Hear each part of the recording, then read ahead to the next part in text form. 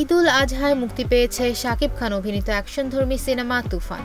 মুক্তির পর থেকেই এটি দাপটের সঙ্গে সিনেমা হল মাতাচ্ছে। তবে এতে নৃশংসভাবে মুন্ডু কাটার দৃশ্য থাকায় পড়তে হয় সমালোচনার মুখে। 40% বেশি গ্লো, বিশ্বের 1 নম্বর গ্লো ক্রিম, নতুন গ্লো এন্ড লাভলি। বাংলাদেশ চলচ্চিত্র সেন্সর বোর্ডের নীতিমালা অনুযায়ী ভয়ঙ্কর কিংবা স্পর্শকাতর কোনো দৃশ্য থাকলে সেটি অবশ্যই ব্লার বা অস্পষ্ট করে প্রদর্শন করতে হবে। এবার সেই আইন মেনে বিতর্কিত দৃশ্যটি সংশোধন করল তুফান টিম। অন্যদিকে স্পর্শকাতর দৃশ্য অস্পষ্ট না করে কিভাবে সেন্সর ছাড়পত্র পেল এ নিয়ে চলচ্চিত্র সেন্সর বোর্ডও প্রশ্নের সম্মুখীন হয়েছে।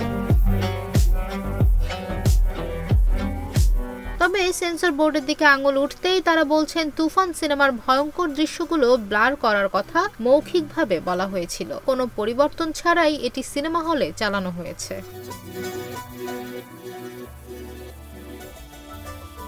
অবশেষে তুফানের সেই সমালোচিত ভয়ঙ্কর দৃশ্যগুলো সংশোধন করা হয়েছে। রোববার 23 জুন থেকে বেশ কয়েকটি হলে মুন্ডু কাটা দৃশ্যটি ব্লার করে প্রদর্শিত হয়েছে।